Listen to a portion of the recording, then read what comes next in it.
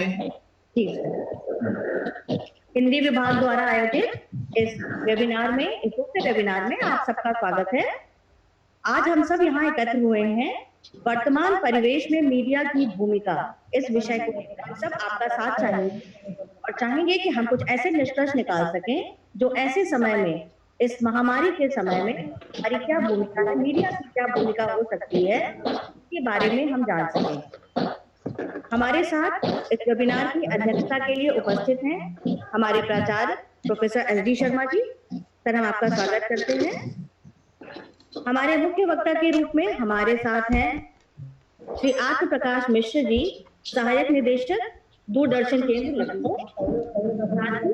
हमारे साथ विशिष्ट वक्ता के रूप में हमारे साथ हैं प्रोफेसर मुकुल श्रीवास्तव, प्रोफेसर विभागाध्यक्ष, पत्रकारिता एवं जनसंपर्क विभाग, लखनऊ विश्वविद्यालय लखनऊ। इसके साथ ही विशिष्ट वक्ता के रूप में हमारे साथ हैं आरजे राशि, एफएम लखनऊ। हमने ये कोशिश की है कि हम इलेक्ट्रॉनिक मीडिया से संबंधित दूरदर्शन और रेडियो दोनों को अपने में शामिल कर सकें और इसके साथ ही शैक्षिक स्तर पर या तकनीकी स्तर पर या अध्ययन के स्तर पर क्या भूमिका हो सकती है, इसके लिए हमने प्रोफेसर मुकुल श्रीवास्तव जी को आमंत्रित किया है। अब विषय प्रवर्तन एवं औपचारिक स्वागत संबोधन के लिए मैं आमंत्रित करती हूँ डॉक्टर देविका शुक्ल को। धन्यवाद वंदना जी। मेरी आवाज जहां तक है पहुंच रही होगी आप सभी तक। आप सभी का एक दिवसीय राष्ट्रीय सेमिनार में, वेबिनार में सभी का स्वागत है। सम्मानित विद्वज्जन, आज के वेबिनार का विषय है वर्तमान परिवेश में मीडिया की भूमिका। मीडिया को लोकतंत्र का चौथा स्तंभ माना जाता है। मीडिया समाज के विभिन्न वर्गों, सत्ता, संस्थानों, केंद्रों, व्यक्तियों और यहाँ तक कि जन जन से जोड़ने में सर्वाधिक उपयोगी दायित्व का निर्वहन करता है। अतः उसे हम संवाद सेतु भी कह सकते हैं। मीडिया का तात्पर्य सामान्य रूप से समाचार, पत्र पत्रिकाओं, टीवी, रेडियो, इंटरनेट आदि से भी है। वस्तुतः स्वस्थ समाज के निर्माण अर्थात विविध सामाजिक राजनीतिक परिवेश में व्याप्त विसंगतियों, विद्रूपताओं आदि का परिष्कार करने एवं समाज के पुनर्निर्माण में मीडिया का बहुत बड़ा हाथ रहता है। आज मीडिया की ताकत को बड़े बड़े राजनेता, उद्योगपति, समाज सुधारक, कलाकार आदि सभी स्वीकारते हैं। विशेषतः जन जागरण के क्षेत्र में तो मीडिया की भूमिका सर्वाधिक सराहनीय है। मीडिया के माध्यम से ही हम देश विदेश की विभिन्न हलचलों से अवगत और सचेत तथा सचेष्ट होते हैं। इस प्रकार मीडिया हमारे जीवन का अनिवार्य अंग बन गया है। लेकिन इस उजाले पक्ष के साथ ही मीडिया का एक अंधेरा पक्ष भी है। जब मीडिया या प्रेस स्वतंत्रता का दुरुपयोग करके पूर्णतः स्वच्छंद और उच्छृंखल बन जाता है, तो वह हमारे समाज और देश के लिए बहुत घातक भी सिद्ध होता है। वास्तव में उसे निहित स्वार्थवश समाज को गुमराह करने वाली घटनाएं या खबरें ही ना दिखाकर उसे सकारात्मक समाचारों से भी हमें अवगत कराना चाहिए। कहने का तात्पर्य है कि हमारे चतुर्दिक वर्तमान परिवेश की अनेक विसंगतियों, बुराइयों पर प्रकाश डालने के साथ ही उसे प्रगति एवं विकास विषयक घटनाओं से भी आंख नहीं मूंदना चाहिए। तभी आम जनता निराशा की कुहेलिका में भी आशा की आलोक किरण पाकर प्रगति के लिए उद्यत होने के विश्वास की ऊर्जा प्राप्त करती हुई आगे बढ़ सकती है। अतः यह कहना उचित ही है कि मखमल के पैहरनों से खुरदरी जमी को नापे। मखमल के पैहरनों से खुरदरी जमी को नापे हैं। अखबारों ने छाले नहीं पैरों के निशा छापे हैं। अखबारों ने छाले नहीं पैरों के निशा छापे हैं। समाचार पत्रों की अपराजेय शक्ति के संबंध में उर्दू के प्रसिद्ध शायर अकबर इलाहाबादी ने भी कहा है, न खींचो कमान न तलवार निकालो, न खींचो कमान न तलवार निकालो, जब तोप हो मुकाबिल तब अखबार निकालो, जब तोप हो मुकाबिल तब अखबार निकालो। इन्हीं पंक्तियों के साथ मैं ज्यादा समय ना लेते हुए मैं आज के कार्यक्रम के विशिष्ट वक्ता प्रोफेसर मुकुल श्रीवास्तव, विभागाध्यक्ष पत्रकारिता एवं जनसंचार विभाग लखनऊ विश्वविद्यालय लखनऊ, जो पिछले 20 वर्षों से पत्रकारिता शिक्षण में संलग्न है। आपकी 5 पुस्तकें प्रकाशित हैं। डॉक्टर श्रीवास्तव की पहली पुस्तक मानवाधिकार और मीडिया पर मानवाधिकार आयोग से राष्ट्रीय पुरस्कार से पुरस्कृत हैं। इटली, अमेरिका और इंग्लैंड का विदेश दौरा भी कर चुके हैं। आपके लेख भारत के सभी ख्यातिलब्ध हिंदी राष्ट्रीय दैनिकों के संपादकीय पेज पर छपते हैं। डिजिटल स्टोरी टेलिंग के रूप में आपकी बनाई फिल्म सीधी बात नो बकवास को अमेरिका की ह्यूस्टन यूनिवर्सिटी से सराहना प्राप्त हुई। डॉक्टर श्रीवास्तव 10 वृत्त चित्रों का निर्देशन कर चुके हैं जो YouTube पर आसानी से जिन्हें देखा जा सकता है। वर्तमान परिवेश में पत्रकारिता की दशा और दिशा, इस विषय पर आप हम लोग के सामने अपनी बात रखेंगे। मैं डॉक्टर श्रीवास्तव को वसीम बरेलवी के एक शेर से आमंत्रित करती हूं कि कौन सी बात कहां कैसे कही जाती है, कौन सी बात कहां कैसे कही जाती है, ये सलीका हो तो हर बात सुनी जाती है, ये सलीका हो तो हर बात सुनी जाती है। इसी सलीके और अदब को पेश करते डॉक्टर मुकुल श्रीवास्तव। बहुत शुक्रिया डॉक्टर देविका शुक्ला जी, बहुत आभार। आप सभी को हिंदी पत्रकारिता दिवस की शुभकामनाएं। इस वक्तव्य को आगे बढ़ाने से पहले मैं प्राचार्य doctor SD. Sharma ji, doctor SN. Vajpayee जो संगोष्ठी निदेशक हैं, डॉक्टर क्षमा मिश्र जो संगोष्ठी संयोजक हैं, डॉक्टर देविका शुक्ला जो आयोजन सचिव हैं, और हमारे बड़े भाई और हमारे सीनियर श्री आर प्रकाश मिश्रा जी, सहायक निदेशक दूरदर्शन केंद्र लखनऊ। मुझे नहीं पता कि आगे राशि हमारे साथ जुड़ी है या नहीं जुड़ी है, लेकिन मैं उनको भी प्रणाम करते हुए अपनी बात शुरू करना चाहूंगा। इस कोरोना काल में आज की जो हिंदी पत्रकारिता है वो कई तरीके की चुनौतियों से रूबरू है, लेकिन इसकी कुछ अच्छी बातें हैं और कुछ स्याह पहलू भी। पिछले 2 दशकों में तकनीक ने हमारे जीवन के हर क्षेत्र में गहरा असर डाला और हिंदी पत्रकारिता भी इससे अछूती नहीं। इंटरनेट की तकनीक ने जहां समाचार पत्रों के मुद्रण को सुगम बनाने के साथ साथ नयनाभिराम बनाया है, वहीं कंटेंट के स्तर पर विषयों का जो वैविध्य आज देखने को मिल रहा है, उसकी कल्पना इस तकनीक के युग से पहले करना असंभव तो नहीं, पर थोड़ा मुश्किल जरूर। बढ़ते डिजिटलीकरण और सूचना क्रांति ने अखबारों की दुनिया बदल दी और उसमें हिंदी पत्रकारिता अपवाद नहीं। अगर आज हिंदी पत्रकारिता की जगह बढ़ी है तो उसका बड़ा कारण हिंदी को तकनीक का साथ मिलना है, जिसने पत्रकारिता को सहज, सरल और समावेशी बनाने के साथ साथ पत्रकारिता को सही मायने में जनोन्मुखी भी बनाया। शायद कोई ऐसा दिन ना जाता हो जब किसी आम आदमी के बनाए हुए वीडियो को अखबार या टीवी चैनल अपनी खबरों में जगह ना देते। पत्रकारिता अपने इतिहास में कभी भी आम आदमी की पहुंच में इतनी सुलभ कभी नहीं रही। ये तकनीक का कमाल है कि पत्रकारिता में विविधता बढ़ी। कश्मीर से कन्याकुमारी की हर खबर किसी न किसी रूप में पाठकों तक पहुंच रही। पत्रकारिता की 3 बेसिक बीट अब बीते जमाने की बात है। हिंदी में कला, संगीत से लेकर विज्ञान, पर्यावरण और स्वास्थ्य तक हर क्षेत्र के समाचार लिखे जा रहे हैं और खूब लिखे जा रहे हैं। खालिद समाचार पत्रों के अलावा पत्रकारिता के कैनवास को बड़ा करने में डिजिटल माध्यमों का बड़ा योगदान आता है, जिसमें ब्लॉग्स, साइट्स, यूट्यूब चैनल से लेकर तमाम सोशल मीडिया साइट्स शामिल हैं। पत्रकारिता के जिस रूप से हम परिचित हैं वो दिन प्रतिदिन बदलता जा रहा है। जब विभिन्न वेबसाइट और वेब न्यूज पोर्टल पल पल खबरें अपडेट कर रहे हैं तो समाचार पत्रों की प्रासंगिकता पर प्रश्न उठना स्वाभाविक है। Audit bureau of circulation ABC 2017 की रिपोर्ट के अनुसार साल 2006 से 2016 के बीच हिंदी प्रिंट मीडिया सबसे तेजी से बढ़ा। ये 8.76% CAGR कंपाउंड वार्षिक वृद्धि दर जिसे कहा जाता है कि दर से आगे बढ़ा। वहीं तेलुगु मीडिया दूसरे नंबर पर रहा और ये 8.28 CAGR की दर से बढ़ा। लेकिन अंग्रेजी मीडिया इस सूची में नंबर 5 पर रहा और इसकी वृद्धि 2.87% CAGR रही। भारत की कुल जनसंख्या में मात्र 10% लोग ही अंग्रेजी बोलते हैं, जिसमें भारत की विशाल जनसंख्या का एक बड़ा हिस्सा अपनी सूचना जरूरतों की पूर्ति के लिए हिंदी सहित अन्य क्षेत्रीय भाषाओं के समाचार पत्र पर निर्भर रहता है। इसमें हिंदी का सबसे बड़ा बाजार है जो लगभग 16%। क्षेत्रीय भाषाओं के समाचार बाजार बढ़ने का पहला बड़ा कारण अंग्रेजी के पाठकों के बाजार का स्थिर हो जाना है। दूसरा कारण भारत की साक्षरता दर का निरंतर बढ़ना और हिंदी सहित दूसरी क्षेत्रीय भाषाओं के नए पाठकों का उदय भी।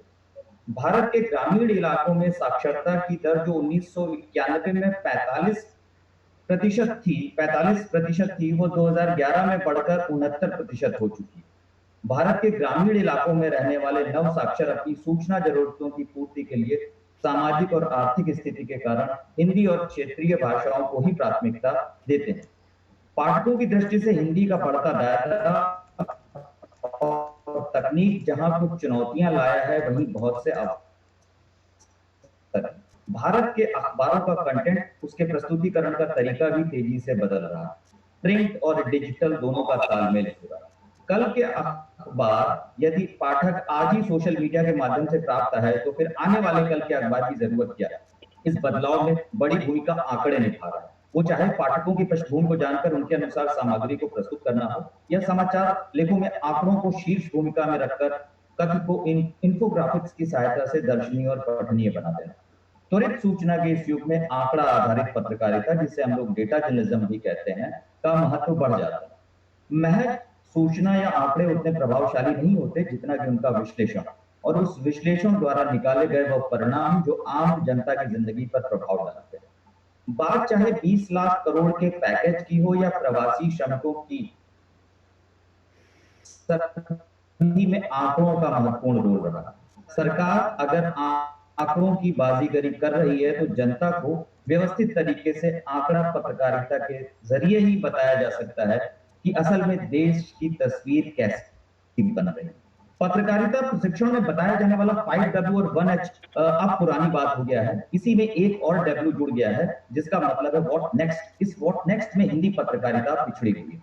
इसलिए अंग्रेजी के लेखों, विचारों का अनुवाद हिंदी के समाचार पत्रों में खूब होता है, पर हिंदी के समाचार पत्रों के लेख अंग्रेजी में अनुदित नहीं होते। एक पेज के संपादकीय पृष्ठ की परंपरा पुरानी हो चली है।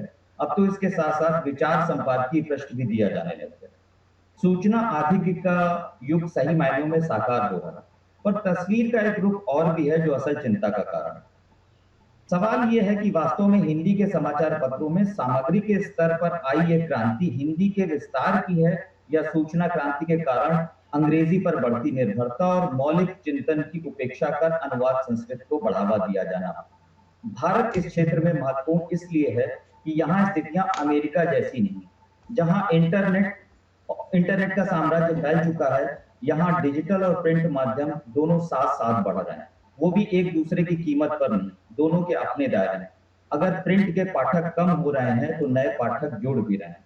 नए प्रिंट के पाठक जल्द ही डिजिटल मीडिया के पाठक हो रहे हैं, जिसमें ग्रामीण भारत बड़ी भूमिका निभा रहा है।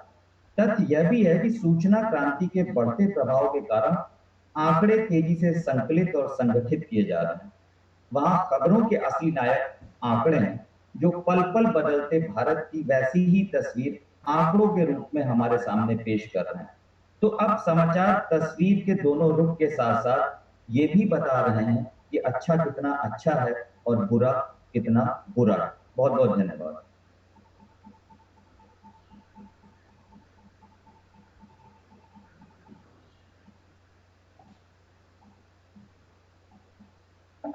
धन्यवाद मुकुल जी। धन्यवाद मुकुल जी, आपका बहुत बहुत धन्यवाद। आपने बहुत अच्छी ढंग से, बहुत सरल शब्दों में पत्रकारिता की भूमिका पर बात की, और साथ ही बहुत ऐसी जानकारी बताई तो हमारे शिक्षकों के लिए तो उपयोगी होंगी ही, साथ में हमारे छात्रों के लिए उपयोगी। आपका पुनः एक बार बहुत बहुत धन्यवाद। हमारे साथ डॉक्टर क्षमा मिश्रा जुड़ चुकी है। हम आगे की संचालन के लिए उनसे अनुरोध करते हैं। डॉक्टर क्षमा मिश्रा। धन्यवाद वंदना। आज पत्रकारिता दिवस के अवसर पर आयोजित हमारे इस वेबिनार में मैं सबका स्वागत और अभिनंदन करती हूँ। भारत में प्रोफेसर मुकुल श्रीवास्तव का वक्तव्य बहुत ही प्रशंसनीय, बहुत ही उपयोगी था, और समाचार पत्रों की तथा समाज के विभिन्न संबंधों की जो उन्होंने बात की और उसकी दशा और दिशा पर जो उन्होंने प्रकाश डाला, वो हमारे सबके लिए बहुत उपयोगी था। भारत में 1936 में स्थापित ऑल इंडिया रेडियो ध्वनि संकेतों के माध्यम से लोगों के दिल में उतरने वाले तिलिस्म के रूप में चर्चित हुआ। सूचनाओं के प्रसारण के साथ ही लखनऊ का आकाशवाणी केंद्र साहित्य और कला का पर्याय रहा। शहर की तहजीब, नजाकत, नफासत और जुबान को अपने अलग ही अंदाज से लोगों तक पहुंचाने के कारण इसकी एक अलग पहचान रही। पंचायत घर के रमई काका की कविताएं हो या भैरव बाबा की नाटकीय प्रस्तुतियां, बाल मंच, फनघट, गृह लक्ष्मी, जयमाला, हवा महल और बिनाका संगीत माला जैसे प्रोग्राम्स को कौन भूल सकते हैं। अगले मुख्य वक्ता जो हमारे इस सेमिनार के हैं, उनको मैं आमंत्रित करना चाहती हूँ। हमारे सभी संचार माध्यमों में सबसे लोकप्रिय माध्यम दूरदर्शन का रहा है। सत्यम शिवम सुंदरम के सिद्धांत वाक्य को चरितार्थ करता दूरदर्शन, जहाँ शिक्षा, सभ्यता, संस्कृति और रोजगार परक कार्यक्रमों के साथ हर घर में अपनी पैठ बना चुका है, वहीं सांस्कृतिक चेतना के प्रसार का कार्य भी अत्यंत सुंदर ढंग से कर रहा है। आज इस वैश्विक महामारी के दौर में जहां दूरदर्शन पर प्रसारित धारावाहिकों का जो प्रसारण हो रहा है, लोकप्रिय धारावाहिकों का, वो जनता के उद्विग्न चित्त को शांत करने का कार्य कर रहा है, वहीं दूसरी ओर उन्हें स्वस्थ मनोरंजन भी प्रदान कर रहा है। स्वयं प्रभा जैसे चैनलों के द्वारा छात्रों के पठन पाठन को गति भी दी जा रही है। आज हमारे इस राष्ट्रीय वेबिनार के मुख्य वक्ता के रूप में श्री आत्म प्रकाश मिश्र जी है हमारे साथ, जो विगत 31 वर्षों से अनवरत रूप से दूरदर्शन और आकाशवाणी में कार्य करते हुए मीडिया तथा संस्कृति के क्षेत्र में व्यापक योगदान देते रहे। दूरदर्शन व आकाशवाणी से विभिन्न विषयों में आपके 2000 से अधिक कार्यक्रमों का प्रसारण हो चुका है। डीडी यूपी के वंस मोर, यूपी की आवाज, विज्ञान से ध्यान की ओर और बातों बातों में जैसे लोकप्रिय धारावाहिकों के निर्देशक व संचालक के रूप में आपका रोल रहा है। लेह आकाशवाणी केंद्र और लखनऊ के आकाशवाणी केंद्र से जुड़ने के साथ ही वे लखनऊ दूरदर्शन केंद्र से तथा महानिदेशालय दिल्ली से भी अनेक वर्षों से संबद्ध रहे हैं। वर्तमान में आईबीपीएस के सहायक निदेशक के रूप में कार्यरत मिश्र जी को अनेक सम्मान व पुरस्कार प्राप्त हुए हैं, जिनमें संगीत नाटक अकादमी पुरस्कार, यश भारती सम्मान, मीडिया गौरव सम्मान तथा सेवा विभूति सम्मान प्रमुख हैं। राष्ट्रीय तथा अंतर्राष्ट्रीय कर्मियों में, मीडिया कर्मियों में अपनी विशिष्ट पहचान रखने वाले श्री मिश्र जी को मैं इन पंक्तियों के साथ बुलाना चाहती हूँ उनके उद्बोधन के लिए। परिंदों को मंजिल मिलेगी यकीनन, ये फैले हुए उनके पर बोलते हैं, अक्सर वो लोग खामोश रहते हैं, जमाने में जिनके हुनर बोलते। श्री आत्म प्रकाश मिश्र जी से मैं अनुरोध करती हूँ कि वे अपना मुख्य वक्तव्य हमें प्रस्तुत करें और अपने विचारों से हमें लाभान्वित करें। श्री आत्म प्रकाश मिश्र जी। शुक्रिया शुक्रिया शुक्रिया। तो आदरणीय doctor S D Sharma ji को नमस्कार है, डॉक्टर क्षमा मिश्र जी को नमस्कार, मेरे अनुज प्रोफेसर मुकुल श्रीवास्तव जी को मेरा प्यार भरा नमस्कार, और वो सभी शिक्षाविद जो इस राष्ट्रीय वेबिनार से जुड़े हुए हैं, उनको अभिवादन के साथ अपनी बातचीत शुरू करता हूँ। मीडिया की बात है, वर्तमान परिदृश्य में वर्तमान परिप्रेक्ष्य की बात है, विशेष रूप से दूरदर्शन की भूमिका पर मैं बात शुरू करूंगा। तो अर्जुन सिंह चांद नाम के एक शायर हैं झांसी के, उनके एक शेर से अपनी बात शुरू करना चाहता हूं। अर्जुन सिंह चांद लिखते हैं कि लश्कर भी तुम्हारा है, सरदार तुम्हारा है, तुम झूठ को सच लिख दो, अखबार तुम्हारा है, इस दौर के फरियादी जाएं तो कहां जाएं, मुंसिफ भी तुम्हारा है, दरबार तुम्हारा है। जिस समय में हम लोग जी रहे हैं, ये जो वर्तमान परिदृश्य है, जबकि मीडिया एक बहुत सशक्त भूमिका तो निभा रहा है, लेकिन उसके कई रूप भी हमने पिछले वर्षों में देखे हैं। भारत जैसे लोकतंत्र में इसकी भूमिका कितनी सशक्त है या कितनी दूसरे आयाम भी लेती जा रही है, जिस प्रकार से परिवर्तनशील समय है, ऐसे अवसर पर, ऐसे समय में, ऐसे काल में दूरदर्शन की भूमिका बेहद महत्वपूर्ण हो जाती है। सबसे महत्वपूर्ण बात हमें यह समझने की है कि देखिए, हम एक उपभोक्तावादी संस्कृति के रूप में उभर कर सामने आए हैं, और शुरुआत से अगर आप देखें तो शुरुआत में दूरदर्शन और आकाशवाणी का जो प्रारंभ किया गया था, वो पब्लिक सर्विस ब्रॉडकास्टिंग किया गया था, यानी लोक सेवा प्रसारण के लिए किया गया था। इंफॉर्मेशन, दूसरा एजुकेशन और तीसरा एंटरटेनमेंट। यानी मनोरंजन आखिरी पायदान पर हुआ करता था। सबसे पहले सूचना, उसके बाद शिक्षा और तीसरा मनोरंजन। लेकिन जैसे जैसे समय बदला है, 1959 में दूरदर्शन शुरू हुआ। आपकी जानकारी के लिए बताऊं, 15 सितंबर 1959 को दूरदर्शन शुरू हुआ था और उस समय यूनेस्को ने $2000 की मदद की थी और केवल 20 टीवी सेट्स थे जो दिल्ली के आसपास लगाए गए थे और टेली क्लब्स बनाए गए थे। मेरी आवाज स्पष्ट साफ आ रही है क्या? आप लोग मुझे साफ साफ सुन पा रहे हैं? बिल्कुल बिल्कुल साफ बात है। बिल्कुल आ रही है। हाँ बिल्कुल बिल्कुल बिल्कुल। तो वाणी से भी और सर विचार से भी, वाणी और विचार दोनों से। जी धन्यवाद धन्यवाद। 1959 में जो यात्रा शुरू हुई दूरदर्शन की, तो हफ्ते में केवल 2 दिन ट्रांसमिशन हुआ करता था। एक बहुत छोटा सा स्टूडियो आकाशवाणी भवन संसद मार्ग पर बनाया गया। 1959 के बाद 1965 से 1 घंटे का रेगुलर ट्रांसमिशन शुरू हुआ। तब देश में टीवी सेट्स बनते नहीं थे। 1975 के बाद, ये भूमिका मैं इसलिए बना रहा हूं ताकि आप लोग अनुमान लगा पाएं कि पिछले 50-40 वर्षों में टेलीविजन का उद्योग कहां से कहां पहुंच गया। ये सन 1975 की बात है, जब तक देश में टीवी सेट्स बनते नहीं थे। 1975 के बाद से टीवी सेट्स का निर्माण शुरू हुआ। उसके बाद 1982 में दूरदर्शन कलर्ड हो गया, जब एशियाड हुआ था भारत में। और 1982 के बाद 1990 तक दूरदर्शन ने बहुत महत्वपूर्ण भूमिका राष्ट्रीय फलक पर, राष्ट्रीय क्षितिज पर निभाई। लेकिन 1990 के बाद आप याद करिए, जब भारत के प्रधानमंत्री आदरणीय श्री राजीव गांधी जी होते थे, तत्कालीन सोवियत रूस के मिखाइल गोर्बाचोव साहब थे। उस समय दोनों के बीच एक समझौता हुआ था जिसमें पेरेस्ट्रोइका और ग्लासनोस्ट की बात की गई, यानी कि रीस्ट्रक्चरिंग एंड ओपननेस। 1990 के दशक में भारत में उपभोक्तावादी संस्कृति जिस प्रकार से धीरे धीरे आई, तो हमारे देश में दूरदर्शन के बरक्स, दूरदर्शन के साथ साथ वीडियो कल्चर भी बढ़ने लगा। याद करिए उस जमाने में घूमता आईना एक प्रोग्राम आया करता था। अयोध्या एक जलता हुआ शहर, एक डॉक्यूमेंट्री बनाई थी चंदा नारंग ने। ये उसी समय की बात है जब काल चक्र मैगजीन आया करती थी। ये आरक्षण का युग था, विश्वनाथ प्रताप सिंह के आरक्षण का। उस समय तमाम वीडियो मैगजीन्स, अयोध्या उस समय बहुत विवादित मुद्दा हुआ करता था। तो धीरे धीरे 1990 के दशक में वीडियो मैगजीन्स का चलन शुरू हुआ। फिर पहला टेलीविजन चैनल ATN आया 90 के दशक में। फिर धीरे धीरे स्टार आया, फिर जी आया, और आज 2020 में 900 से अधिक चैनल्स की तरंगे वायुमंडल में तैर रही हैं। दूरदर्शन उसमें से एक है।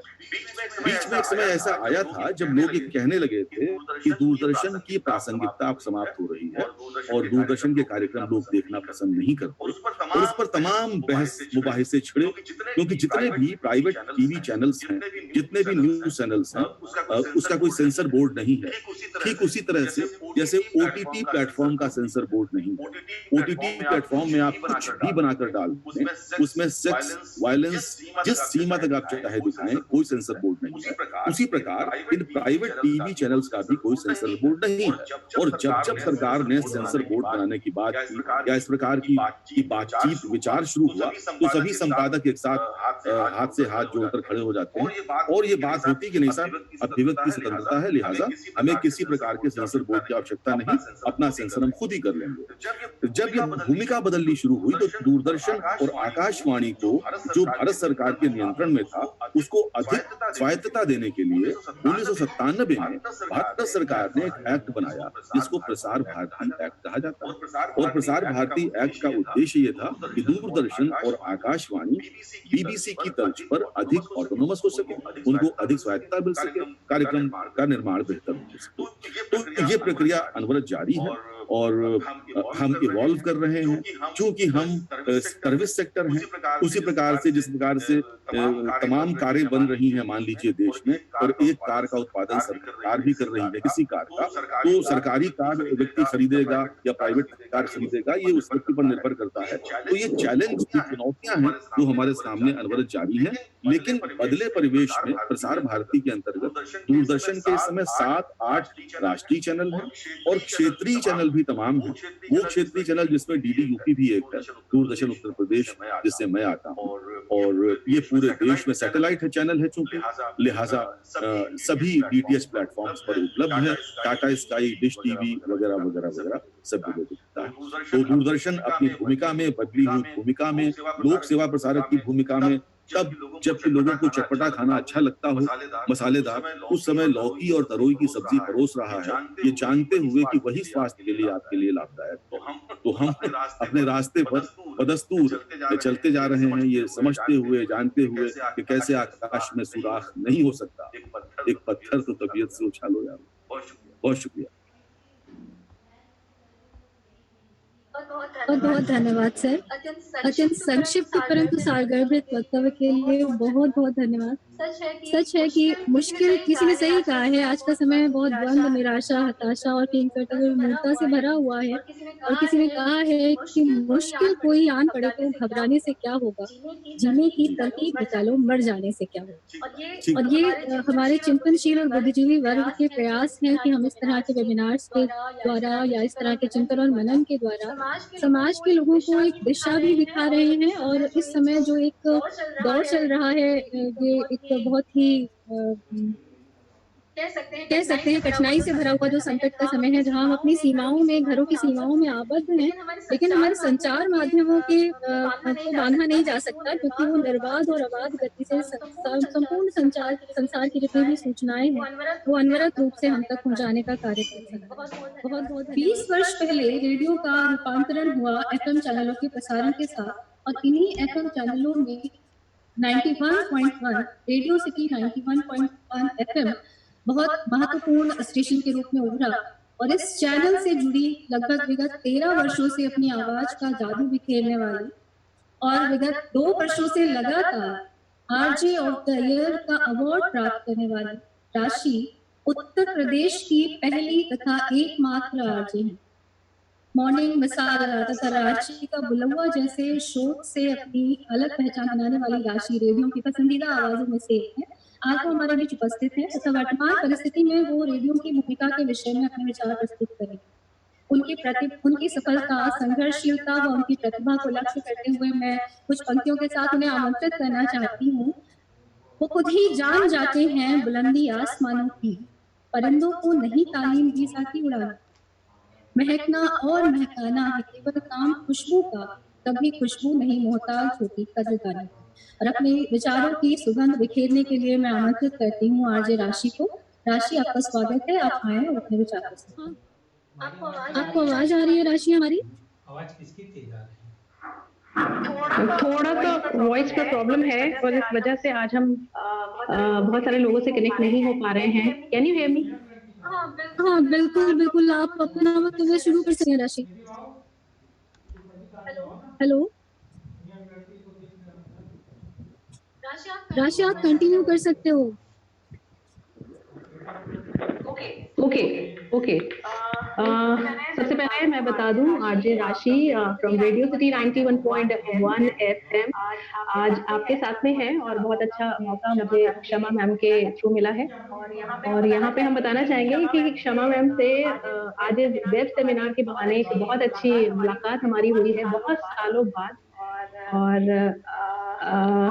आज इसी बहाने क्योंकि रूबरू हो रहे हैं और कभी सोचा नहीं था क्योंकि हमेशा हम लोग स्टेज के थ्रू जाते हैं या फिर अपने स्टूडियो के थ्रू जाते हैं आप सबसे मिलने के लिए, लेकिन आज लॉकडाउन के चलते ये जूम के वेब सेमिनार में हमारा आना हुआ है। बहुत ज्यादा टेक सेवी हम नहीं है। आई एम श्योर आप सबको हमारी आवाज आ रही होगी।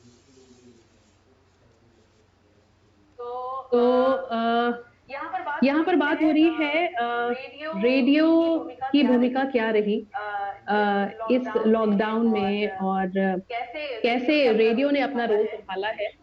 और क्योंकि लॉकडाउन में हम सबकी जिम्मेदारी बन गई, ना सिर्फ रेडियो की, मीडिया से जुड़े लोगों की तो है ही, लेकिन इसके अलावा बहुत सारे लोगों की जो कोरोना फाइटर्स हैं, कोरोना वॉरियर्स हैं, उन सबकी जिम्मेदारी बन गई कि हम डबल मेहनत के साथ में काम करें और इस वक्त एक्चुअली टाइम को टाइम ना समझे। 8 घंटे की ड्यूटी 10 घंटे में तब्दील हो गई, 10 घंटे की ड्यूटी कहीं कहीं 24/7 में तब्दील हो गई है, लेकिन ये शिकायत का मौका नहीं था और इसी के चलते रेडियो ने भी अपने काम करने का तरीका बदला। और पहली बात तो हम सारे आरजेस वर्क फ्रॉम होम कर रहे थे, ये हमारे लिए भी एकदम नया एक्सपीरियंस था। और उसके बाद लॉकडाउन में किस तरीके से हमें लोगों को कनेक्ट करना है, सिचुएशन बिल्कुल भी पहले जैसी नहीं थी। घर से बैठ करके आपको अंदाजन, आपके पास इंटरनेट की जो दुनिया है उसमें से सही और सटीक जानकारी निकाल करके अपने लिसनर्स तक पहुंचाना, ये रेडियो की सबसे बड़ी जिम्मेदारी रही।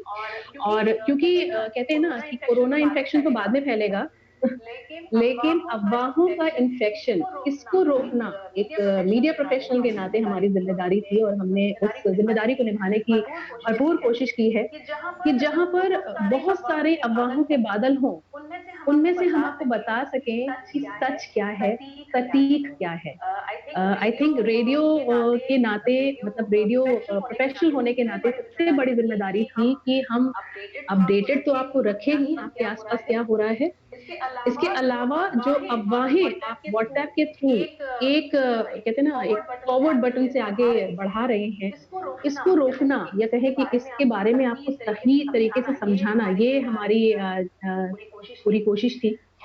और सबसे पहले इसीलिए हमने कहा कि भाई आप सिंपल काम करिए। अगर आपको घर बैठने को कहा गया है, घर बैठिए, किसी तरीके से अपने पूरे दिन को आप डिसाइड कीजिए कैसे दिन बिताना है। और प्लस ये जो अफवाहें व्हाट्सएप पे आ रही हैं बिना उसको क्रॉस चेक किए हुए, बिना ये जाने हुए कि वो कहाँ से आ रही हैं, सही है या सटीक है नहीं है, जो भी, उसको आपको आगे बढ़ाना है या नहीं बढ़ाना है, ये पहले रुक करके डिसाइड कीजिए। क्योंकि होता है जनरली हम लोग के पास ऐसे ही होता है कि बल्क में गुड मॉर्निंग गुड इवनिंग के मैसेजेस आते हैं और हम जो है उसे ऐसे ही बिना सोचे समझे हम उसे आगे बढ़ाना शुरू कर देते हैं। ये नहीं करना है। जो कह रहे थे ना कि हम इस लॉकडाउन में देश के लिए क्या करें, आप सिंपल यही काम करें। पूरे लॉकडाउन में हम सारे आरजेस ने यही समझाया है कि आप सिंपल यही काम करें। जो जानकारी आपके पास आ रही है, पहली बात तो सारी जानकारियों को आपको अपने दिमाग में भर नहीं लेना है। क्या सही है, क्या सटीक है, उसको पहले समझना है। और पहली बात, आप घर में बैठ के ये रिपोर्टरगिरी क्यों कर रहे हैं? ये फ्रीडम ऑफ एक्सप्रेशन का राइट जब से हमारे पास आया है, हमें लगता है कि हम सारे लोगों के अंदर का एक छोटा मोटा रिपोर्टर जाग गया है। एक होड़ सी हो गई है कि सबसे पहले जो खबर हमारे पास पहुंची है उसको हम ही सबसे पहले सारे ग्रुप से फॉरवर्ड करेंगे। ऐसा क्यों है? ये सारी चीजों को रोकना एक्चुअली हमारी जिम्मेदारी है, क्योंकि हम आगे आने वाली जो भी जनरेशन है उसमें ये आदत हमें कहीं ना कहीं डेवलप करनी होगी कि भाई ये आपकी जिम्मेदारी नहीं है और यही सिर्फ आपका काम नहीं है कि जो भी अनकचरा ज्ञान आपके पास है वो दूसरों को बांटते चलें। प्लीज ये काम रोक दीजिए। एक सिंपल लाइफ बिताइए। इतना ज्यादा अपडेटेड रहना, हर वक्त न्यूज में रहना, हर वक्त स्कैरी या कहें कि हर वक्त ब्लास्ट वाली जो खबरें होती हैं कि अरे ये क्या हो गया, इसको फैलाते रहना, लोगों में एक शौक सा जाग गया इस तरह की खबरों को आगे बढ़ाने का। I don't know why, but कहीं ना कहीं ये फ्री डेटा का भी रोल हो सकता है इसमें कि हम आप कुछ सोचते नहीं होते कि फ्री का डेटा है, दिन पर ऑन रहता है और तो जो भी चीजें आ रही हैं क्या करना है, एक बार ग्रुप में बस फॉरवर्ड कर देना है। तो रेडियो का रोल यही रहा कि पहली बात तो हम अफवाहों पर थोड़ा सा टेक लें, जो भी चीजें सही हैं उनको बताएं, अफवाहों पर रोक लगाते हुए जो चीज सही है उसको अपने लिसनर तक पहुंचाएं। प्लस कोरोना जो वॉरियर्स हैं, ये जितने भी पुलिस कर्मी हैं, ये मीडिया कर्मी हैं, ये डॉक्टर्स, नर्सेस, क्लीनर्स, ये सब तो काम कर ही रहे हैं, लेकिन इनके पीछे जो इनकी फैमिली है, जो इनकी नामौजूदगी में इतने कठिन वक्त में कैसे इनका इंतजार कर रही है, कैसे इनका साथ दे रही है, इनकी खुद की फैमिली पे क्या बीत रही है, कहीं ना कहीं हमारी ये जिम्मेदारी हो गई थी कि हम उससे आपको रूबरू कराएं। कि जैसे हमने हाल ही में एक डॉक्टर है जो 20 दिन करीबन उसी हॉस्पिटल में रहे और उनकी वाइफ से जब हमने बात की तो पता चला वो बहुत रुआंसी हो गई थी और फोन पे ही कहीं ना कहीं उनका दिल भर आया और ये बात उन्होंने हमसे शेयर की कि बहुत मुश्किल होता है राशि कि हम आप कहते रहते हैं घर से बाहर मत निकलिए, घर से बाहर मत निकलिए, लेकिन मैं यहाँ आपके जरिए कहना चाहती हूँ कि सच में घर से बाहर मत निकलिए, कि जब आप घर में रहेंगे तो शायद मेरे हस्बैंड भी हॉस्पिटल से घर आ पाएंगे। ये वो छोटे-छोटे सी एहसास हैं, वो जज़्बात हैं कि जो रेडियो प्रोफ़ेशनल होने के नाते हमें आप तक पहुँचाना था, ताकि आप चीज़ों की गंभीरता को समझें और कुछ ना करें तो अपने आस-पास के माहौल में कोशिश करें कि किसी को हेल्प कर सकें। ज़रूरी नहीं है कि वो हेल्प आप घर से बाहर निकल के ही करें। आपके कॉलोनी में, आपके एरिया में बहुत सारे ऐसे स्ट्रे डॉग्स हैं, ऐसे एनिमल्स हैं कि जिनको खाने-पानी की ज़रूरत है। आप उस तरीके से अपना सहयोग दे सकते हैं। आपके घर में जैसे कि पीएम मोदी ने सर ने भी कहा था कि रेडियो का रोल बहुत अहम हो जाता है। और इस लॉकडाउन में क्योंकि रेडियो लिस्टनरशिप भी बढ़ी, क्योंकि आपको जब ऑथेंटिक न्यूज़ चाहिए तो आप कहीं न कहीं अपने पुराने मीडियम के साथ हो जाते हैं, जो कि है रेडियो। और उसमें भी हमने ये बात कही कि कुछ मत करिए आप, घर बैठ कर के देशभक्ति आपको दिखानी है, वो करिए, अपने आस-पास के लोगों की हेल्प करिए। ये नहीं कि आपको 8 पैकेट पूड़ी के देने हैं, किसी को खाना पहुँचाना है, तो आप घर से 18 लोग निकल जाएँ। प्लीज़ ये मत कीजिए। आप अपने घर के जो भी डोमेस्टिक हेल्प है, उनको आप उनकी सैलरी देते रहिए। ये जो छोटी-छोटी चीज़ें जो पीएम सर ने भी अपनी स्पीच में कहा था, किसी की सैलरी मत रोकिए। इसके अलावा जो लोग अच्छा काम कर रहे हैं, उनके छोटे-छोटे एक्सपीरियंसेस को आप तक पहुँचाना। बहुत छोटा-सा किस्सा हुआ था हज़रतगंज कोतवाली के इंस्पेक्टर हैं मिस्टर संतोष सिंह। एक बुजुर्ग ने उनको फ़ोन किया, एक्चुअली ये खबर बहुत वायरल हुई थी कि एक बुजुर्ग ने उनको फ़ोन किया, उनका डायबिटीज़ का प्रॉब्लम था, उनका शुगर डाउन होता है।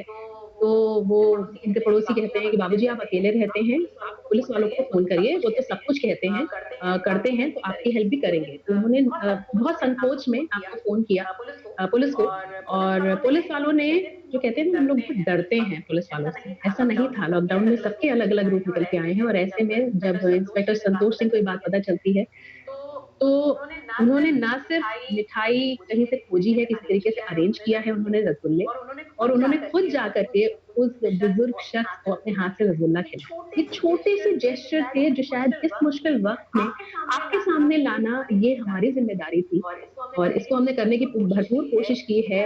उधर आदर्श कारागार में कैसे जेल कैदी हैं वो रह रहे हैं, उनके बीच में क्या अरेंजमेंट किए गए हैं कोरोना इन्फेक्शंस को लेकर के, ये आप घर बैठे कैसे जान रहे हैं, शायद रेडियो के थ्रू।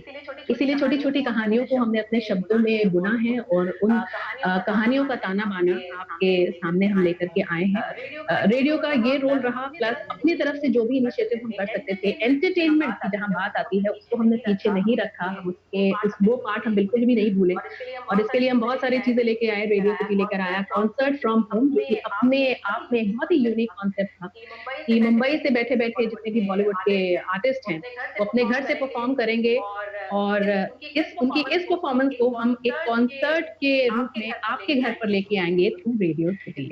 इसके अलावा एंटरटेनमेंट आवर, और इसके अलावा लॉकडाउन में जो भी आपने फ़ील किया उसको शेयर करवाना।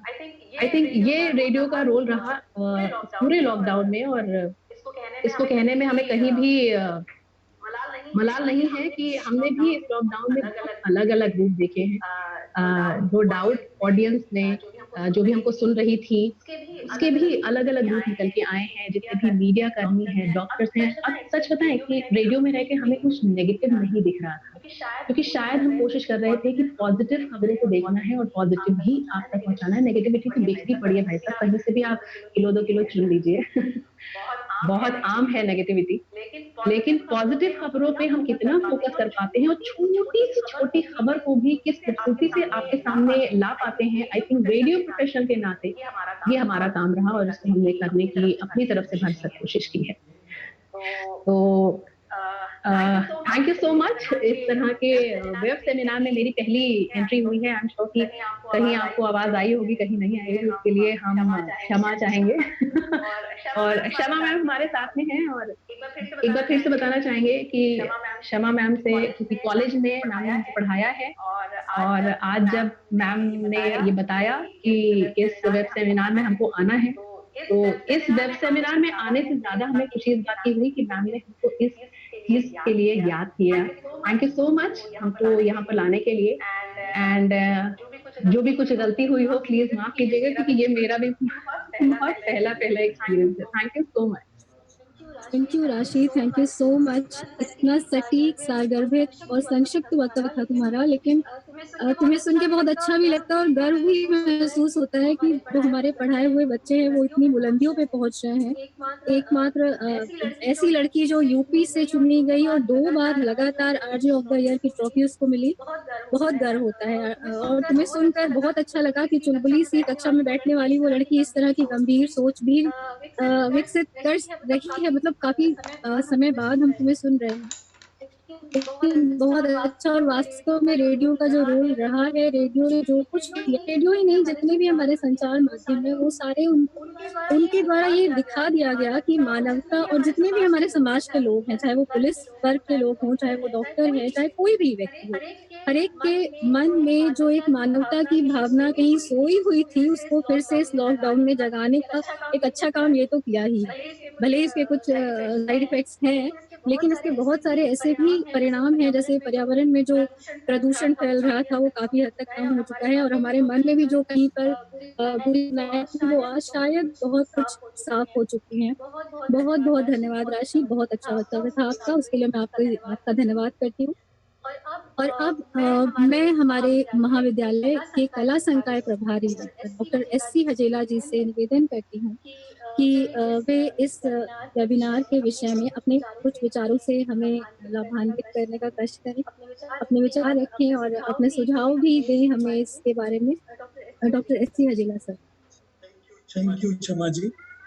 इस वेबिनार की अध्यक्षता कर रहे आदरणीय प्राचार्य professor S D Sharma sir, और इस वेबिनार का संचालन कर रही डॉक्टर क्षमा जी, देविका जी, वंदना जी, हमारे अन्य हिंदी विभाग के साथीगण और सभी वेबिनार के पार्टिसिपेंट्स। बहुत अच्छा लगा तीनों आपके विशिष्ट स्पीकर्स को सुन के। सबसे पहले मुकुल श्रीवास्तव जी ने बहुत अच्छे से बताया कि कैसे पत्रकारिता के सामने बहुत सारी चुनौतियां हैं, और हमको ये देखने को मिल रहा है कि किस तरीके से पत्रकार जो भी हमारे देश की समस्याएं हैं, नीतियां हैं, उनके बारे में न केवल प्रचार प्रसार करते हैं बल्कि एक और कहीं ना कहीं उनकी कड़ी नजर रहती है, और बहुत अच्छे तरीके से वो उन खामियों को भी सामने लाते हैं जिससे कि जनमानस हमारा जागरूक हो सके। निसंदेह पत्रकारिता हमारे लोकतंत्र का चौथा स्तंभ है, और हमें गर्व होना चाहिए कि हमारे देश में पत्रकारिता के क्षेत्र में बहुत सारे ऐसे लोग हैं, सरकारी क्षेत्र को यदि आप छोड़ दें तो बहुत सारे ऐसे लोग हैं जो कि अपना अलग से अखबार निकालते हैं अपने और जनता की बात को निर्भीकता से रखते हैं। आत्म प्रकाश जी ने दूरदर्शन के पुराने दिनों को याद दिलाया और बताया कि कैसे क्रमिक तरीके से हमारा विकास हुआ है, लेकिन सर मुझे कहना पड़ेगा कि रेडियो और टेलीविजन जरूर, जैसा कि आपने कहा कि सूचना और शिक्षा और मनोरंजन, वास्तव में इन तीनों चीजों को उन्होंने बहुत बखूबी निभाया है। एक समय होता था कि किसी के घर में रेडियो होता था या टेलीविजन होता था तो बहुत बड़ी बात होती थी, और बहुत सारी ज्ञान और बातें लोगों को पता लगती थी। लेकिन न जाने क्या हुआ है कि धीरे धीरे जैसे जैसे समय बढ़ता गया है, मुझे लगता है कहीं ना कहीं दूरदर्शन और रेडियो दोनों की ही विश्वसनीयता कम हुई है, और अब शायद वैसे प्रोग्राम जैसे कि हम लोग अपने बचपन में देखते थे या 20 साल पहले देखते थे वो आज शायद नहीं मिल रहे। लेकिन मुझे लगता है इन तीनों ही चीजों से, एक और तो वो पत्रकारिता जो प्रिंट या इलेक्ट्रॉनिक की है, मुकुल जी जिन्होंने बताया, दूसरी ओर दूरदर्शन और रेडियो, इसके अलावा एक नई तरीके की पत्रकारिता इधर शुरू हो गई है जो कि व्हाट्सएप से और फेसबुक से चल रही है, जहां हर आदमी जो चाहता है पोस्ट करता है और उसको प्रसारित करता रहता है। मुझे लगता है कि आपने देखा होगा कि बहुत सारी चैनल्स हो गई हैं, अभी आपने बताया कि 300 से ज्यादा चैनल, लेकिन विश्वसनीयता जो है वो बराबर घटी है, और हमको लगता है कि आज शायद उन चैनल्स की संख्या बहुत बढ़ गई है जो कहीं ना कहीं से बिके हुए, और जो एक किसी उद्देश्य से कुछ सूचनाओं को प्रसारित करते रहते हैं, चाहे वो सरकार की हो या किसी एक पार्टी की हो या किसी एक वर्ग की। ये एक नया रूप हमारे सामने आया है। तो मुझे लगता है पत्रकारिता से जुड़े हुए जितने भी लोग हैं, उनके सामने एक बड़ा धर्म संकट है। यदि वो सरकारी संस्थाओं में हैं, तो उनके सामने बड़ा संकट है कि किस न्यूज़ को वो प्रसारित करें और किसको ना करें। हालांकि जो ग्राउंड रियलिटी है उससे वो बहुत रूबरू हैं, जानते हैं क्या हो रहा है और क्या होना चाहिए और कहाँ कमियां रह गई हैं, लेकिन उनकी सीमाएं हैं। लेकिन मुझे लगता है कि अभी भी प्रिंट मीडिया जो है उस कमी को पूरा कर रहा है। अभी हाल में ही आपने देखा होगा बहुत सारी समस्याएं आई और मीडिया ने एक और सरकार के पक्ष को भी रखा है और दूसरी ओर आम आदमी क्या महसूस कर रहा है, आम आदमी को क्या कष्ट हो रहे हैं, क्या खामियां सरकार की रह गई हैं, कहाँ जरूरत है, इसको भी उठाया है। मैं हिंदी विभाग को बहुत बहुत शुभकामनाएं देता हूं, धन्यवाद देता हूं कि आपने इतनी अच्छी वेबिनार आयोजित करी और हमको कई पक्षों से रूबरू कराया। बहुत बहुत धन्यवाद। बहुत बहुत धन्यवाद सर। आपके शब्द हमारे लिए हमेशा ही संबल स्वरूप रहे हैं और ये सही है कि पत्रकारिता की दिशा में थोड़ा बदलाव आया है, स्वरूप भी बदला है, बहुत कुछ बदला है। क्योंकि पुरानी पत्रकारिता की बात अगर हम करते हैं, जहाँ पर अपने प्राणपण को त्याग करके, बिल्कुल अपना सर्वस्व निछावर करके अपने देश के लिए, अपने प्रण के लिए लोग तत्पर रहते थे, शायद आज वैसी बलिदानी या त्याग की भावना से भरी हुई पत्रकारिता हमें शायद विरले ही दिखाई पड़े। लेकिन हाँ, ये कह सकते हैं कि फैक्ट्स सेक्रेड है पत्रकारिता में और उनको तोड़ना मरोड़ना उचित नहीं माना जाता। हाँ, आप बिल्कुल सही कह रहे हैं कि व्हाट्सएप के थ्रू हम एक नई पत्रकारिता के से रूबरू हो रहे हैं। हमें इस पे थोड़ा सा अंकुश रखना चाहिए और ये बुद्धिजीवी वर्ग का एक उत्तरदायित्व या जिम्मेदारी हो सकती है कि वो स्वयं अपने विवेक से इस चीज को समझे कि क्या उचित है और क्या अनुचित है। जैसा राशि ने भी अभी कहा कि हमारे पास खबरें आती हैं, तो हम उनको पहले उसको हम सत्य की परीक्षा करते हैं कि सच को हमें सामने लाना है, ताकि हम अफवाहों को ना फैलने दें, उनको रोकें फैलने से। सर बहुत बहुत धन्यवाद। और अब मैं हमारे इस आयोजन की अध्यक्षता कर रहे हमारे कर्मठ और यशस्वी प्राचार्य प्रोफेसर SD शर्मा जी, जिनका प्रबुद्ध व्यक्तित्व, अपनी चेतन संपन्नता, जागरूकता और अपनी परिश्रमशीलता से अपने समीपस्थ सभी लोगों के लिए सतत प्रेरणा प्रदान करता रहता है। उनसे विनम्र अनुरोध करना चाहती हूँ, वे हमें अपने वचनों से कटाक्ष करें और उन्हें बुलाने के लिए कुछ पंक्तियां मैं निवेदित करना चाहती हूँ उनके व्यक्तित्व के प्रति समर्पित करते हुए। काश मेरे हाथ में होता, आसमां देने को मन करता है। काश मेरे हाथ में होता, आसमान देने को मन करता है। सिर्फ झुकता है, ना मान देने को मन करता है। आपने बंजर जमीन पर चंदन उगाए हैं, आपने बंजर जमीन पर चंदन उगाए हैं। आपकी मेहनत और लगन को सम्मान देने का मन करता है। इन्हीं पंक्तियों के साथ मैं अपने प्राचार्य जी से अनुरोध करती हूँ कि वे अपने विचार प्राचार्य से। धन्यवाद क्षमा। मुख्य वक्ता श्री आत्म प्रकाश मिश्र जी, जिन्हें मैं पहले भी चुन चुका हूँ और वो हमारे महाविद्यालय में आ चुके हैं। मैं सर आपका महाविद्यालय परिवार की ओर से अभिनंदन, स्वागत और वंदन करता हूँ। वास्तव श्री RG राशि, आपने आज हमको अपनी वाणी से अनुग्रहित किया। मैं महाविद्यालय परिवार की ओर से आपका भी अभिवादन करता हूँ। अपनी बात शुरू करता हूँ, क्योंकि मैं पत्रकारिता ये साइकों से दूर दूर का कोई रिश्ता नहीं है। एक शिक्षक होने के नाते आप सब लोगों को सुनने के बाद कुछ विचार मेरे मन में आए, तो मैं उसको आपके सामने रख रहा हूँ। और अपनी बात वर्तमान परिस्थिति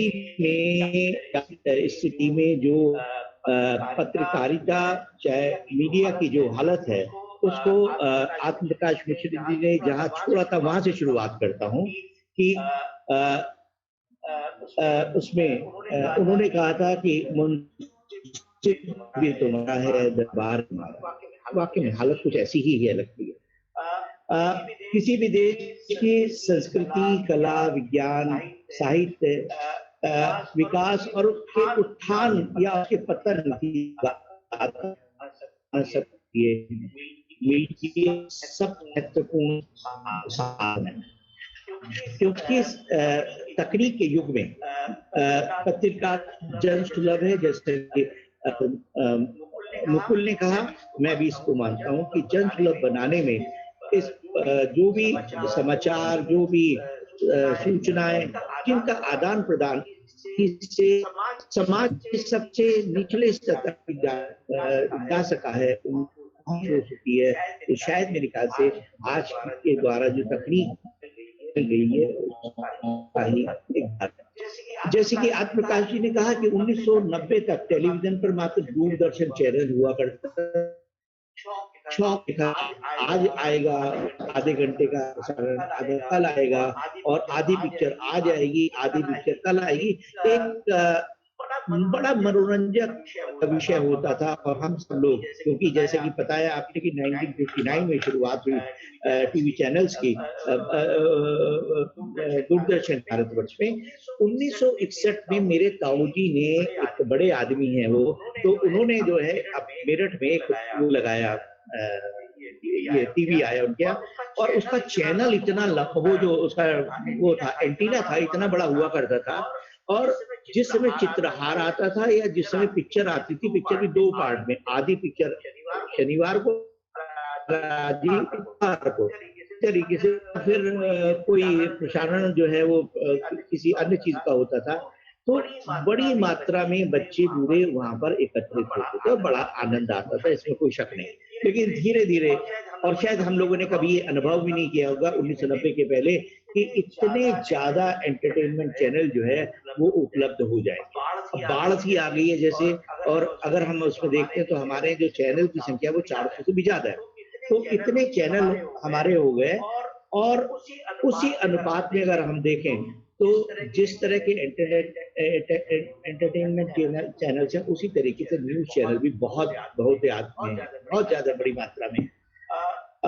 इस कोविड-19 के दौरान पॉपुलर हुए, शायद इतना पॉपुलर कोई एंटरटेनमेंट चैनल भी नहीं हुआ है ये देखने में और सुनने। परंतु जैसे प्रोफेसर मुकुल श्रीवास्तव ने कहा कि सरकार की नीतियों के विषय में आलोचनात्मक तरीके से विभिन्न स्टैटिस्टिक्स के माध्यम से, विभिन्न विधियों के माध्यम से, चार्ट या ग्राफ के द्वारा जन समुदाय का जो प्रयास किया जाता है न्यूज चैनल द्वारा, वो सराहनीय कार्य। परंतु यहाँ यह विचारणीय है कि पत्रकारिता के ये स्तंभ, पत्रकारिता के मुख्य उद्देश्य से हटकर राजनीतिक पार्टी के प्रतिनिधित्व के रूप में कार्यरत प्रतीत होते दिखाई देते। कभी कहते हैं ऐसा महसूस होता है, मैं गलत भी हो सकता हूँ, लेकिन हमने ऐसा अनुभव किया है कि वो किसी विशेष पार्टी से अपना सरोकार रखते हैं और उसी तरह की वो पत्रकारिता है या उसी तरह के विषय की बात करने लगते। बहुत सही बात कही प्रोफेसर श्री आत्मप्रकाश जी ने कि जो पहले हम जो पत्रकारिता का कार्य था वो था पहले सूचना, शिक्षा एंड मनोरंजन। रिवर्ट हो गया है, बदल गया है, और उपभोक्तावादी प्रवृत्ति के कारण ये जो क्रम है वो बदल गया। उसमें हो गया मनोरंजन, सूचना और शिक्षा कहीं नहीं रह गई है। मुझसे मेरे ख्याल से आत्मप्रकाश जी शिक्षा का कोई स्वरूप रह नहीं गया। एक आध चैनल को कहीं छोड़ दें, एक आध कोई प्रोग्राम को छोड़ दें तो शायद किसी तरह की चीजें देखने को नहीं मिलती हैं। टीआरपी बढ़ाने के लिए टीवी पर ऐसी के विषय में हम सोचते और देखते हैं, उसको अपनाने की कहीं बात ना तो हम में आती, ना हम अपने बच्चों को कह सकते हैं कि इसको अपनाने की कोई जरूरत है। परंतु पत्रकारिता निसंदेह सूचना का एक सशक्त माध्यम है जो हमारी शिक्षा, संस्कृति और सभ्यता के लिए अहम, परंतु कभी ना कभी स्वच्छंदता रोकने ये कदम उठाने पड़ेंगे, जैसे आत्मप्रकाश ने किया कि जैसे कि पिक्चर्स को जब जो हम जनता के सामने प्रस्तुत करते हैं तो वहां पर सेंसर्ड बोर्ड है। तो मुझे लगता है कभी न कभी इस चीज की वहां पर भी इस चीज को अपनाया जाए ताकि भारतीय संस्कृति और सभ्यता को विकृत होने से बचाया जा सके। वर्तमान में मीडिया जो कोविड की रोकथाम के लिए जो जागरूकता फैला रहा है और सरकार के और विपक्ष के जिन पक्षों को सामने रख रहा है और अफवाहें रोकने के लिए जो महत्वपूर्ण कदम रहा है, उसका ये कदम, ये प्रयास सराहनीय है। मैं इस आयोजन के लिए हिंदी विभाग को और उसके जो कन्वीनर हैं श्री SN वाजपेयी जी, देविका शुक्ला, डॉक्टर क्षमा Mishra, Devika RP Singh, doctor Nalin Ranjan Singh, doctor Anil Tripathi, आप सबको के प्रति जो है वो आभार प्रकट करता हूं कि आपने एक बहुत अच्छे विषय पर ये चर्चा कराई और बहुत महत्वपूर्ण है आज के तारीख में कि सही तरीके से जान सके कि इसकी भूमिका क्या हो सकती है या क्या है। तो मैं जो मेरे समझ में आया, मैंने उसको, हो सकता है आप उससे सहमत ना हो, लेकिन मेरे अपने विचार थे और अगर किसी को किसी तरह की कोई ठेस पहुंची है तो मैं इसके लिए क्षमा प्रार्थी हूँ। और मैं आप सभी के प्रति, जितने भी हमारे विद्वत जो हमारे आज के वक्ता थे, उन सब के प्रति महाविद्यालय परिवार की ओर से उनको धन्यवाद देते हुए, उनके प्रति आभार व्यक्त करते हुए अपनी वाणी को विराम देता हूँ। एक बार हिंदी विभाग को आज के इस कार्यक्रम के लिए बहुत बहुत भूरी भूरी प्रशंसा करते हुए धन्यवाद। सर बहुत बहुत धन्यवाद। वास्तव में सर हम लोग भी इस चीज को अनुभव करते हैं कि कहीं कहीं पर राजनीतिक प्रभाव प्रभावी हो रहा है या कहीं पर जनता हद से ज्यादा ली जा रही है और उसको नियंत्रित किया जाना चाहिए।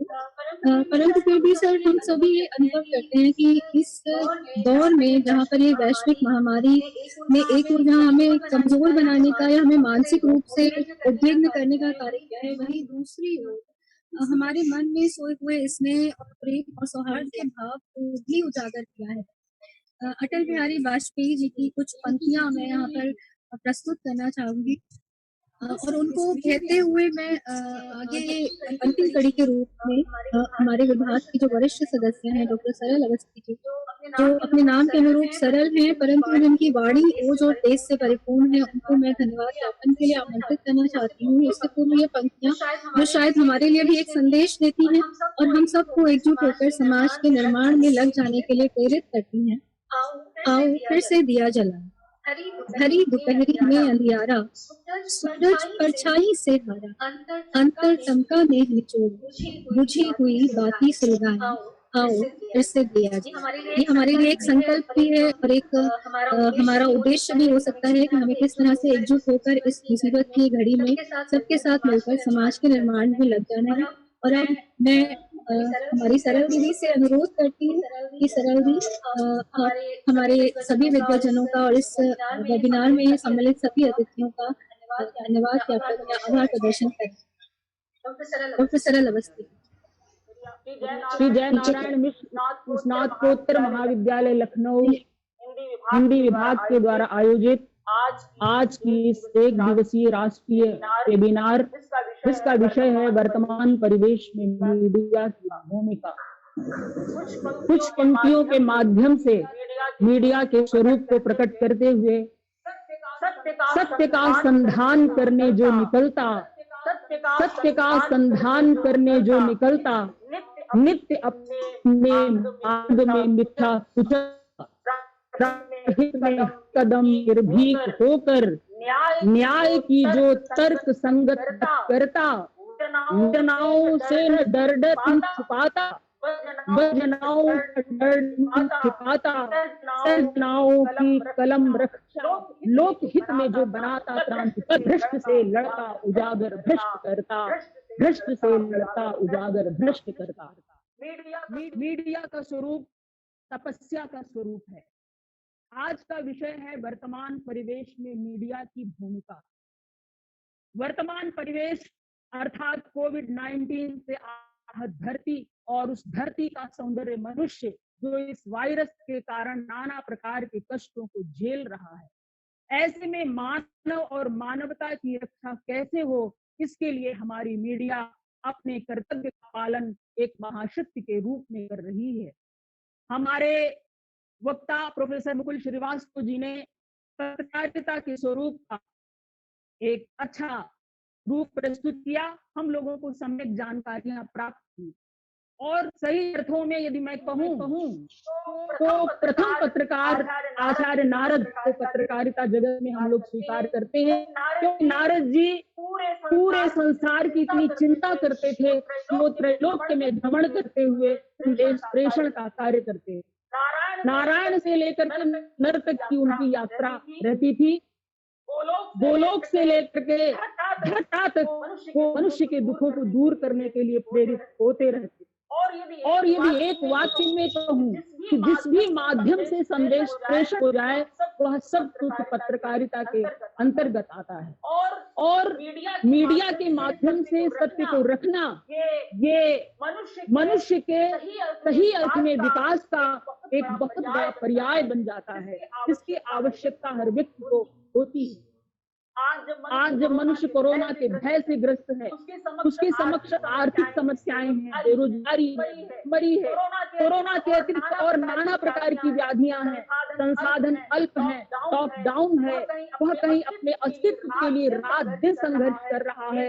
एक अदृश्य वायरस ने उसे कंपायमान कर रखा है। ऐसी स्थिति में हमारे संचार माध्यम जहां हमें पूरे विश्व के कोरोना परिदृश्य से अवगत कराते हुए अत्यंत सावधानी और सतर्कता की सलाह देते हैं, वो जीवन में आशावादी संदेश भी देते हैं। विविध क्षेत्रों के विशेषज्ञों से हमें मीडिया ने मिलवाया, योग तमाम औषधियों से परिचय कराया। घर में रहकर सुरक्षित रहकर हम किस तरह इस वायरस से युद्ध कर सकते हैं। जब जीवन पर संकट आता है तो सारी चीजें, सारा ज्ञान विस्मृत हो जाता है। इसलिए ऐसे समय में मीडिया ने एक जीवन का संदेश, जीवन को कैसे सुरक्षित रख सकते हैं, इसमें अपनी अग्रणी भूमिका निभाई। हम अपने इम्यून सिस्टम को मजबूत रख सकते हैं, कैसे रख सकते हैं, सब ज्ञान संचार माध्यमों ने हमें अद्यतन करके दिया है। विज्ञापन सूत्रों में हमारी आत्म जागृति को बढ़ाया है, हमें संबल और विश्वास दिया है। कोविड-19 से लड़िए, साबुन से हाथ धोते रहिए, कोरोना को धोना है, कोरोना से लड़ना है, कोरोना से नहीं डरना है, आदि आदि सूत्रों ने हमें संबल दिया। मास्क लगाएं, जीवन बचाएं, घर में रहें, सुरक्षित रहें। मीडिया के ये मूल मंत्र बच्चे बूढ़े जवान सबको याद हो गए हैं। लॉकडाउन के पीरियड में पूरे विश्व के लोग, पूरे देश के लोग किस तरह सृजनात्मक कार्य कर रहे हैं, तमाम वीडियोस के माध्यम से मीडिया हमें दिखा रहा है। इलेक्ट्रॉनिक मीडिया हो या प्रिंट मीडिया, दोनों की भूमिका ने किस वातावरण में गदगद किया है। कवियों की कविताएं, विभिन्न चैनलों पर कवि सम्मेलन, साहित्यिक क्षेत्र की जागरूकता का परिचय घर में रहते हुए हमें मिला। मीडिया ही जिसके कारण हमें ये नहीं लग रहा कि हम लॉकडाउन में। वर्तमान के पर्यावरण की क्या स्थिति है, इस तरह से नदियां, वन, पर्वत, वन्य जंतु आनंद से विहार कर रहे हैं। ये तमाम दृश्य मीडिया के द्वारा दिखाई। हम मनुष्यों ने कहीं के प्राकृतिक अधिकार छीने, ये आत्ममंथन भी मीडिया ने वर्तमान समय में किया है। मजदूरों की असहाय स्थिति, स्त्रियों, बच्चों की मार्मिक स्थिति, यात्राएं, दुर्घटनाओं में कारुणिक मृत्यु, संवेदना का भाव संचार माध्यमों ने मनुष्य में जन्म दिया, उसका प्रतिदान नहीं हो सकता। ऑनलाइन शिक्षा जहाँ एक और पढ़ाई को बाधित नहीं दे रही, बच्चों का स्वास्थ्य किस तरह खराब हो रहा है, मीडिया ने इससे भी अवगत कराया है और सतर्क रहने की शिक्षा दी है, क्योंकि हमारे बच्चे राष्ट्र का भविष्य हैं। माता भूमि पुत्रो अहम पृथिव्या, हमारा भारत माता, हमारा राष्ट्र जो हमारे प्राणों का स्पंदन है, जिससे हमारा अस्तित्व है, उसके प्रति कहाँ षड्यंत्र चल रहे हैं। एक तरफ पाक के नापाक इरादे, नेपाल का नया मानचित्र और पूरे विश्व और मानवता के प्राण लेने वाले वायरस का संवाहक चीन हमारे देश के प्रति कैसी शिथिलता से भरा है, इसको अत्यंत सतर्कता के साथ तमाम विशेषज्ञों के विचारों के साथ हमें मीडिया दिखा रहा है, हमें जगा रहा है। संदेह राष्ट्र आंच बर्दाश्त नहीं, राष्ट्र रक्षा हेतु अपनी अस्थियों का दान देकर क्रूरता का वृक्ष भारत में कहीं फलने देंगे। वह कोई चंद हो या जाफर, आस्तीनों में किसी सांप को फलने न दें। मीडिया हमारे अंदर राष्ट्र की अस्मिता, राष्ट्र के गौरव और राष्ट्र के प्रति प्राण प्रण से सब न्यौछावर करने की भावना अविराम गति से कर रही है। हमारी केंद्रीय सरकार, प्रांतीय सरकारें पूरी प्रतिबद्धता से हर मोर्चे पर डटी। कोरोना की इस महासंकट काल में लॉकडाउन, जनता कर्फ्यू से लेकर लॉकडाउन के मध्य माननीय प्रधानमंत्री मोदी जी के राष्ट्र को दिए गए उद्बोधन मन की बात, इन सब से जोड़ने के लिए मीडिया हमारे लिए वरदान बनी।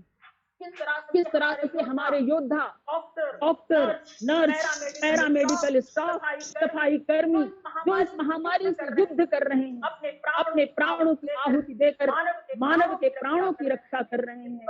वर्तमान का परिचय मीडिया से निरंतर मिलता। हमारे जीवनदाता डॉक्टर्स पर पत्थर बरसाए गए। सेवा त्याग की प्रतिमूर्ति हमारी नर्सिंग के साथ अभद्रता, अश्लील हरकतें, पुलिस जो रात दिन हमारी सुरक्षा और सेवा में लगी है, उस पर प्रहार, हृदय विदारक दृश्यों से हमें मीडिया ने जोर दिया। वर्तमान परिवेश की विचारधारा का परिचय हमें इन संचार माध्यमों से दिया कि आज इस वेबिनार के माध्यम से हम जो प्रबुद्ध वर्ग एक साथ एकत्र हैं, उनको एक संदेश दिया है। इस प्रबुद्ध वर्ग को लड़ाई कहाँ लड़नी।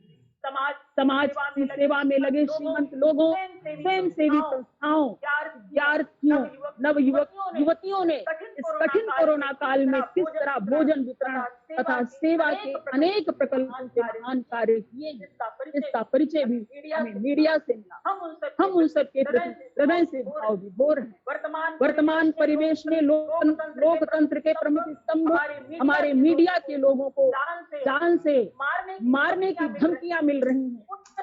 झूठे मुकदमे चलाए जाने के षड्यंत्र में भारत की अस्मिता को खंडित करने वाली ताकतें लगी हैं। इसके विरुद्ध भी प्रबुद्ध वर्ग को खड़ा होना, क्योंकि मैंने इस सत्य को जिया है। मैं भी एक पत्रकार की पुत्री हूँ और मेरे पिता की हत्या भी ऐसे ही सत्य समाचारों के अंत में मैं अपनी भूमिका में जय नारायण स्नातकोत्तर महाविद्यालय के हिंदी विभाग के द्वारा आयोजित आज की इस वेबिनार में सबसे पहले तो हम अपने मुख्य वक्ता आदरणीय श्री आत्म प्रकाश मिश्र की सहायक निदेशक IBPS दूरदर्शन केंद्र लखनऊ का हृदय से आभार व्यक्त करते हैं, क्योंकि उन्होंने दूरदर्शन की जो चर्चा की उसमें हम लोगों को अपनी किशोरावस्था के दिन याद आ गए। किस तरह से भाग करके दूरदर्शन के तमाम कार्यक्रमों को देखने की एक भावना रखते। जिस समय आता था साईं के सब जीव हैं, कीरी कुंजर दो, तो कार्यक्रम मुझे बहुत प्रभावित करता था और मुझे उस कार्यक्रम की बेसब्री से प्रतीक्षा रहा करती। हमारे विशिष्ट वक्त मैं उनका हृदय से अभिनंदन करती हूँ, आभार व्यक्त करती हूँ कि आज आदरणीय आत्म प्रकाश जी सुनने का मंच से हमें मौका मिला। हमारे विशिष्ट वक्ता प्रोफेसर मुकुल श्रीवास्तव जी, प्रोफेसर एवं विभागाध्यक्ष पत्रकारिता एवं जनसंचार विभाग लखनऊ विश्वविद्यालय, उनका बहुत बहुत आभार, बहुत बहुत धन्यवाद। उन्होंने पत्रकारिता के इतिहास और स्वरूप और उसका जन से क्या संबंध है, कारगर व्याख्या की, विवेचना की। बहुत बहुत धन्यवाद आदरणीय मुकुल श्रीवास्तव जी। विशिष्ट वक्ता RJ राशि, रेडियो सिटी FM लखनऊ, सुनकर बहुत अच्छा लगा।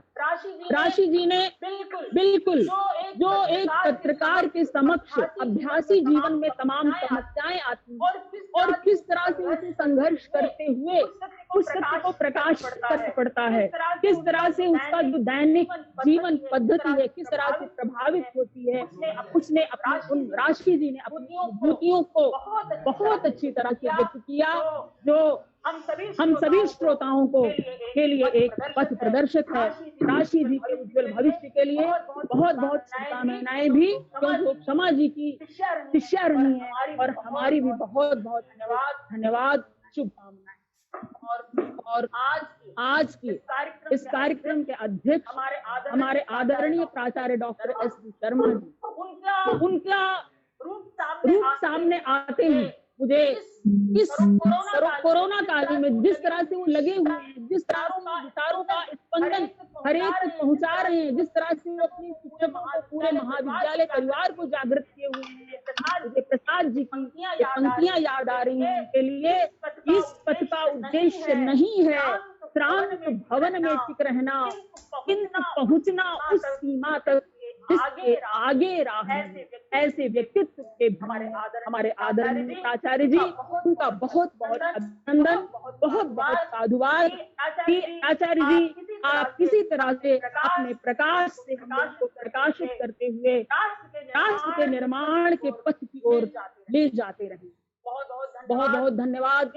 हिंदी विभाग हमारे आदरणीय बड़े भाई निदेशक इस सेमिनार के सत्यनारायण वाजपेयी जी, संयोजक डॉक्टर क्षमा मिश्रा जी, जिनका संचालन आप सब सुन रहे हैं और जिनके महत्व विचारों से आप सभी अवगत हो रहे हैं, जो अपने कार्य को नितांत सराहनीय दृष्टि करती है। मेरी छोटी बहन और बहुत प्रिय डॉक्टर देविका शुक्ल जी, जिन्होंने अपने सुंदर विचार रखे और वो हर कार्य को करने में पूरी तपस्या के साथ संलग्न रहती हैं। उनके प्रति मेरी बहुत बहुत शुभकामनाएं और मेरा बहुत बहुत हार्दिक धन्यवाद। और सहयोग में मैं doctor Saral Awasthi, doctor Nalin Ranjan Singh, doctor Anil Kumar Tripathi, doctor Vandana Srivastava ji, doctor RP Singh ji को बहुत बहुत बहुत धन्यवाद। हमारे महाविद्यालय के कला संकाय के प्रभारी आदरणीय हजेला जी को, जिन्होंने बहुत अच्छा विश्लेषण अपनी वाणी के माध्यम से वेबिनार का प्रस्तुत किया।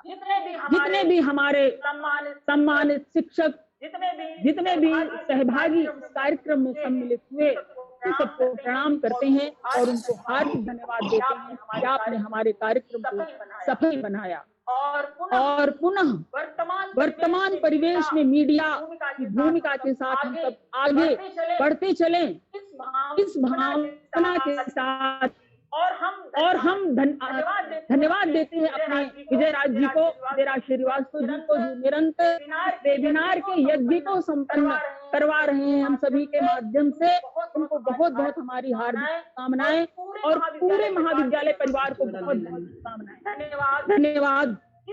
इस भावना के साथ और ये भावना कि जय नारायण स्नातकोत्तर महाविद्यालय के माध्यम से वैश्विक भावना बने, त्याग का, तपस्या का प्रवाह हृदयों में बहे, हर्ष शोक द्वंद्व रत जीवन सुधर जाए, आत्म सर्वभूत में रमा हो विश्व मात्र बंधु, प्रज्ञा की कपूर गंध प्राण में प्रसर जाए, प्रज्ञा की कपूर गंध प्राण में प्रसर जाए। पूरे विश्व का मंगल हो।